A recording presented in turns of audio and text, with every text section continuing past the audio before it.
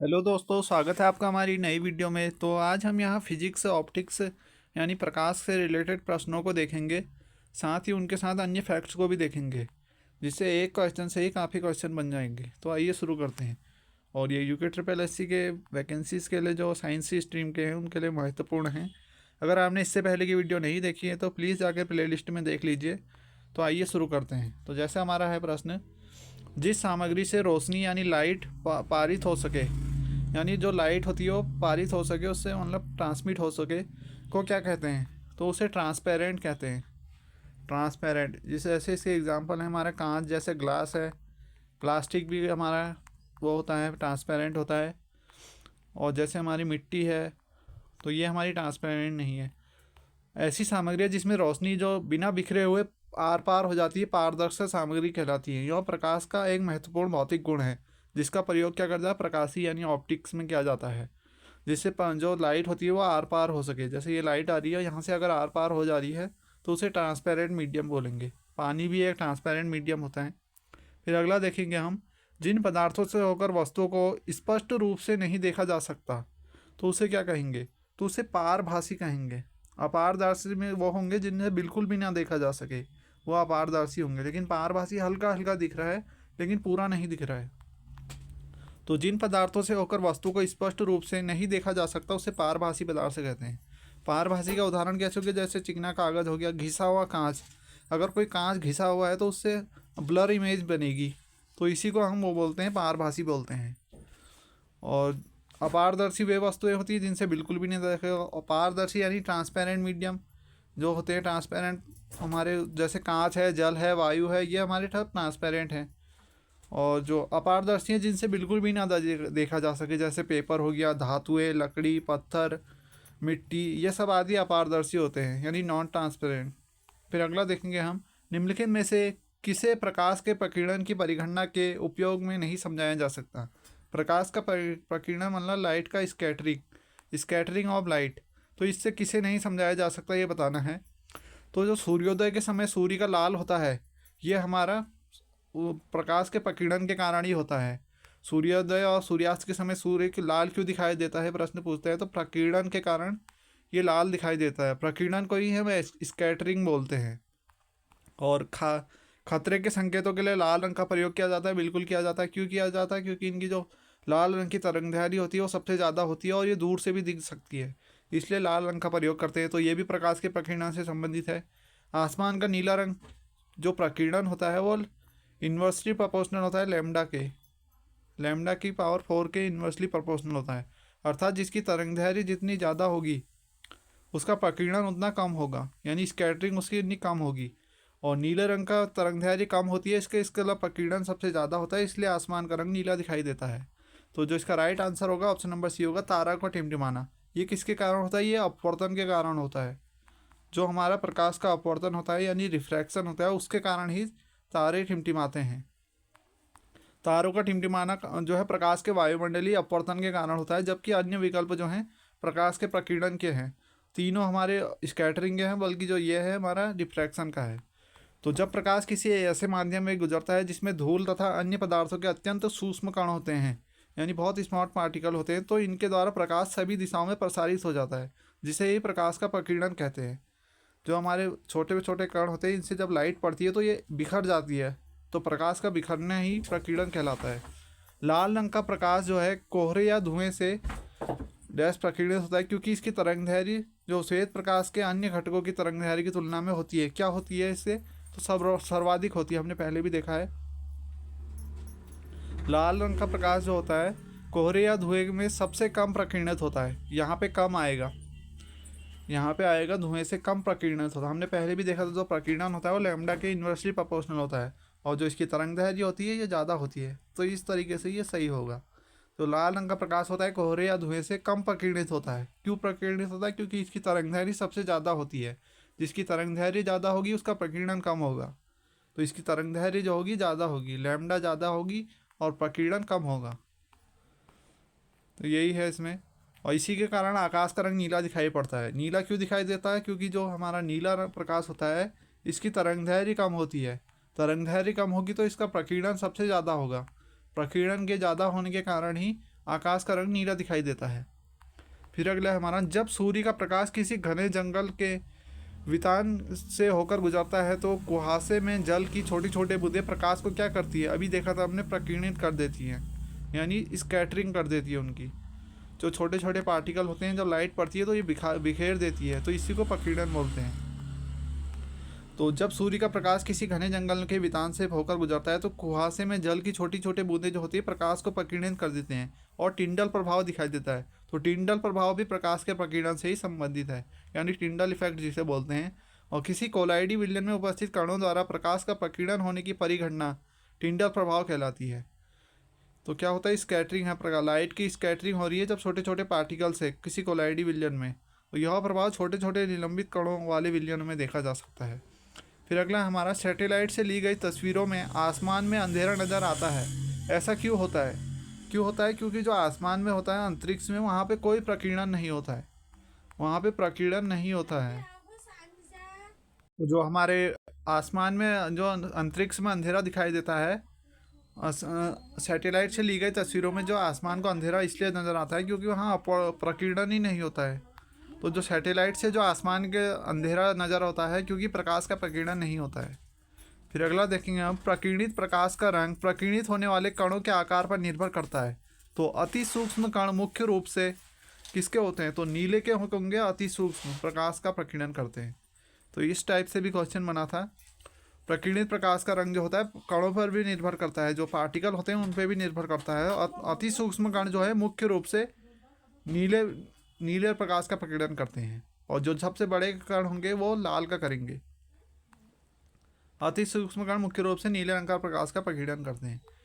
फिर है स्वच्छ आकाश का रंग जो है नीला रंग वायुमंडल में मौजूद जो हमारे दृश्य प्रकाश की तरंगदैर्घ्य की तुलना में डैश आकार वाले कणों द्वारा प्रकाश के कारण होती है। तो क्या होता है, छोटा होगा इसमें, क्योंकि नीला रंग का हो रहा है।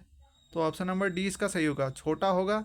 यहाँ पे आएगा तुलना में छोटे पार्टिकल होते हैं, और जो आकार कणों द्वारा प्रकाश के प्रकीर्णन के कारण होता है। आकाश का रंग नीला भी देखा था हमने, किसके कारण होता है? स्कैटरिंग के कारण होता है, और स्मॉल पार्टिकल के कारण होता है।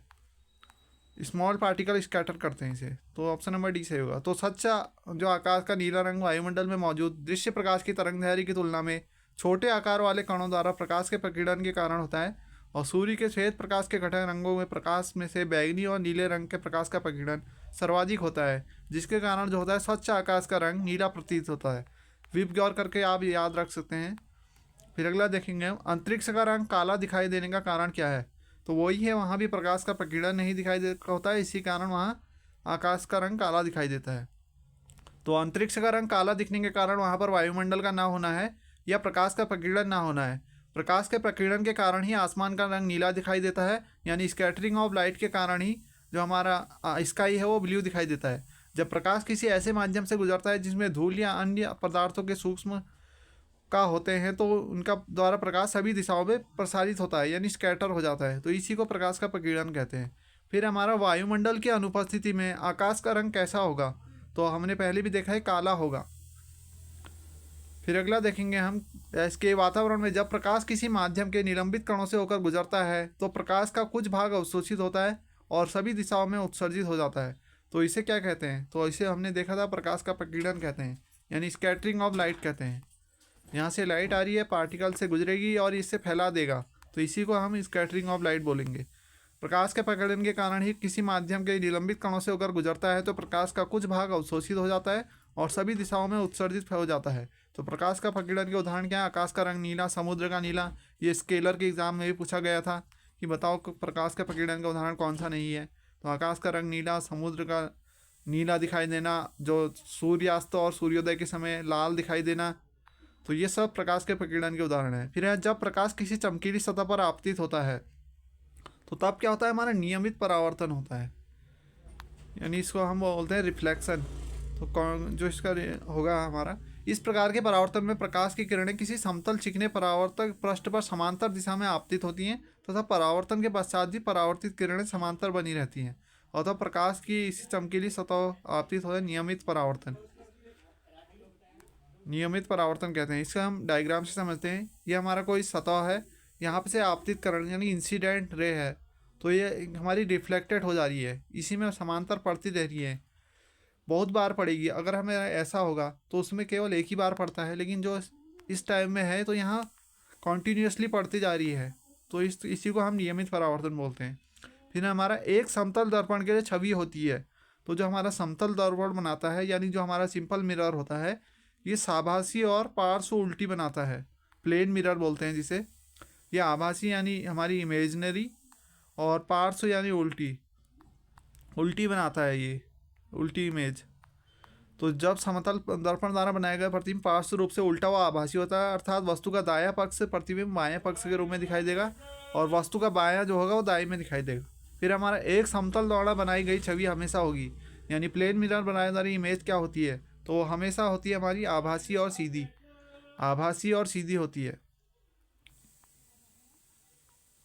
फिर देखेंगे हम जो हमारा एक समतल द्वारा बनाई गई छवि की विशेषताएं हैं, तो ये काफ़ी इंपॉर्टेंट है। प्लेन मिरर को समझते हैं, तो इसमें क्या होता है, समान आकार, यानी जैसे हम अपना चेहरा देख रहे हैं तो समान आकार का दिखाई देगा, सीधा दिखाई देगा, लेकिन पार्श्व तौर पर उल्टी दिखाई देगी।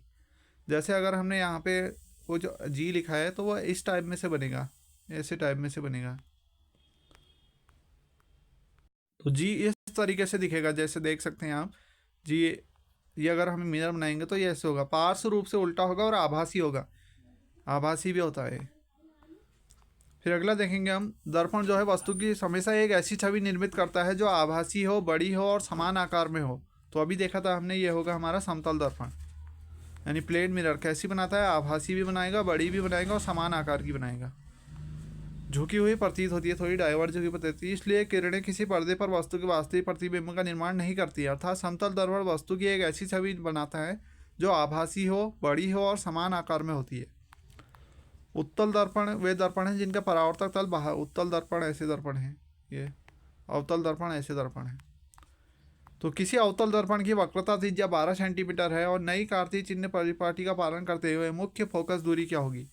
तो जो हमारी फोकस दूरी होती है वो r/2 होती है, तो ये हो जाएगी 6 सेंटीमीटर। तो इसका ऑप्शन नंबर ए सही होगा। अवतल दर्पण है तो अवतल की माइनस होती है, यानी कॉनकेव लेंस है, कॉनकेव हमारा मिरर है तो इसकी माइनस होगी। अगर हमारा कॉन्वेक्स होता है तो इसकी पॉजिटिव होती।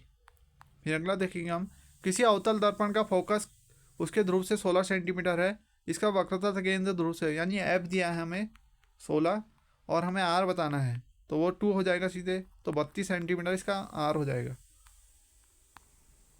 ये देख सकते हैं 32 सेंटीमीटर। फिर हमारा ये हमारे स्केलर एग्जाम में पूछा गया था सेम ऐसी क्वेश्चन। तो ये है, एक वस्तु का 18 सेंटीमीटर फोकस दूरी वाले अवतल दर्पण के सामने 12 सेंटीमीटर की दूरी पर रखा गया है, दर्पण द्वारा आवर्धन क्या होगा, यानी मैग्निफिकेशन जो बोलते हैं वो कितना होगा इसका। तो देखते हैं, यहाँ हमें फोकस अवतल दर्पण है, ऐसे अवतल दर्पण है, तो इसकी फोकस दूरी क्या होगी, -18 सेंटीमीटर माइनस में होती है, और जो वस्तु रखी गई है वो 12 सेंटीमीटर है, यानी जो ऑब्जेक्ट है हमारा -12 सेंटीमीटर हो जाएगा। तो यहाँ से हम फार्मूला लगा देंगे 1/v इक्वल्स टू, यहाँ से देखेंगे तो ये आ जाएगा 1/-18 प्लस 1/12। इसे जब सॉल्व करेंगे तो ये आएगा हमारा 12 - 18, यानी ऊपर नीचे हम प्लस कर देंगे, नीचे गुणा कर देंगे, तो -18 गुणा 12 कर देंगे, तो ये हमारा 6 आ जाएगा ऊपर, और नीचे हमारा इसको 12 से अगर हम गुणा करेंगे तो ये हमारा काट के लगभग 1/36 आ जाएगा। इसे सॉल्व कर सकते हैं तो आप यहाँ से सीधे हमारा v बराबर 36 आ जाएगा। फिर जो m होता है वो हमारा -v/u होता है, तो यानी कि -36 अपॉन हमारा 18 12, तो ये 3 आ जाएगा, 36/12, तो ये माइनस से माइनस कटा तो m बराबर +3 आ जाएगा। यहाँ पे दो फार्मूले लगे, एक है f/v प्लस 1/u, एक ये लगा, और एक m equals to v/u minus v/u।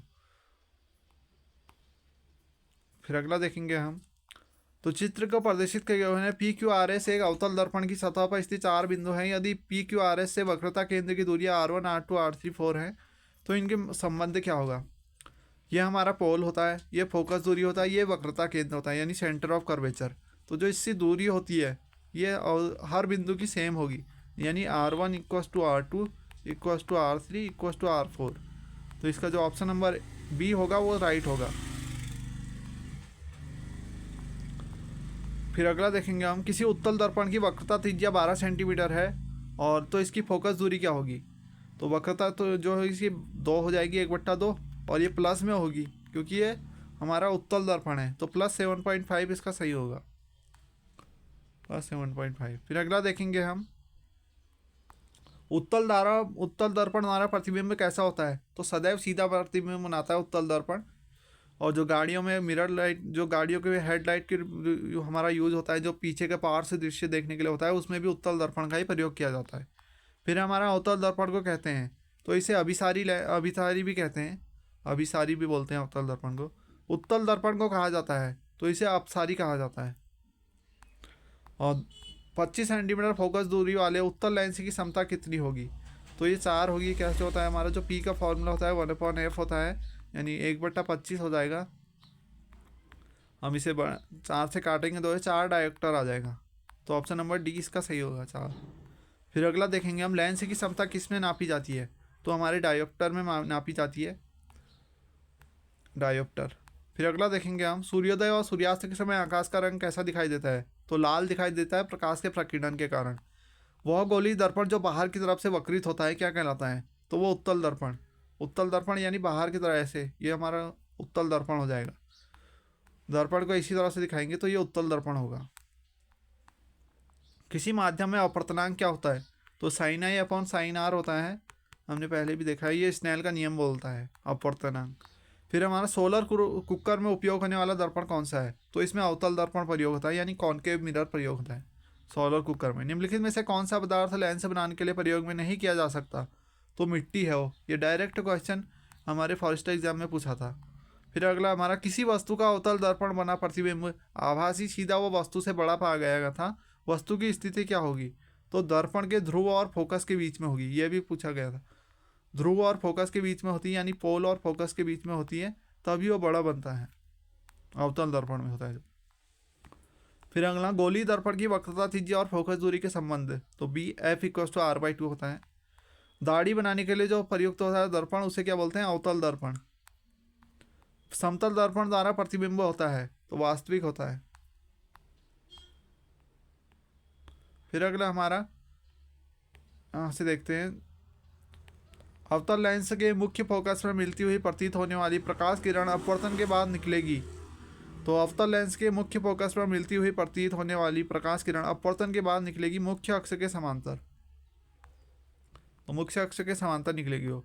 फिर हमारा, अवतल लेंस की फोकस दूरी क्या होती है, ऋणात्मक होती है, इसलिए इसकी क्षमता भी ऋणात्मक होती है। जो पावर होती है ये भी ऋणात्मक होती है। उत्तल लेंस की फोकस दूरी धनात्मक होती है, इसलिए इसकी क्षमता भी धनात्मक होती है। और डायोप्टर इसका मात्रक होता है। सूरज की रोशनी को उसके संगठक रंगों में कौन विभाजित करता सकता है। तो प्रिज्म जो होता है ये 7 भागों में बांट सकता है हमारे सफ़ेद प्रकाश को। सूरज की रोशनी उसके संगठन रंगों में प्रिज्म में विभाजित कर सकता है। जब हमारा सफ़ेद प्रकाश को किसी प्रिज्म से होकर गुजारा जाता है तो वो 7 रंगों में विभक्त हो जाता है, जिसमें बैगनी रंग का अपवर्तनांक सर्वाधिक होने के कारण आधार की ओर होता है। और अपवर्तनांक किसका ज़्यादा होगा, तो बैगनी का ज़्यादा होगा, लाल का सबसे कम होगा, ये भी इम्पोर्टेंट है। लाल रंग का अपवर्तनांक कम होने के कारण ऊपर की ओर होता है, तो विप ग्योर होता है। जैसे विप ग्योर यहाँ पे आ आएगा, यहाँ पे हमारा बैगनी। एक चम्मच जो टेढ़ा दिखता है किसका उदाहरण है। तो भी अपवर्तन का उदाहरण है। अगर हम पानी में डुबाएंगे तो वो टेढ़ा दिखाई देता है, पेंसिल को भी डुबाएंगे तो ये अपवर्तन के कारण होता है। और सूर्योदय समय सूर्यास्त भी जो होता है अपवर्तन के कारण चपटा दिखाई देता है। पानी से भरे किसी बर्तन में तल्ली में पड़ा हुआ सिक्का ऊपर उठा हुआ दिखाई देता है, ये भी अपवर्तन के कारण है।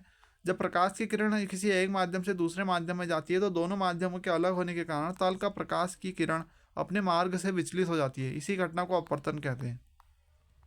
किसी भी माध्यम का पूर्ण अपवर्तन सूचकांक हमेशा होता है, तो 1 से अधिक होता है जो पूर्ण अपवर्तन सूचकांक होता है। किसी भी माध्यम का पूर्ण अपवर्तन सूचकांक हमेशा 1 से अधिक होता है।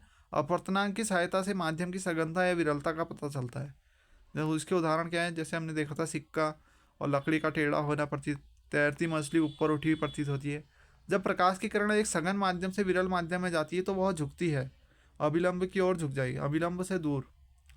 सघन से विरल में जा रही है, यानी कोई सघन बंद माध्यम से खुले में जा रही है तो वो अभिलंब से दूर हटेगी।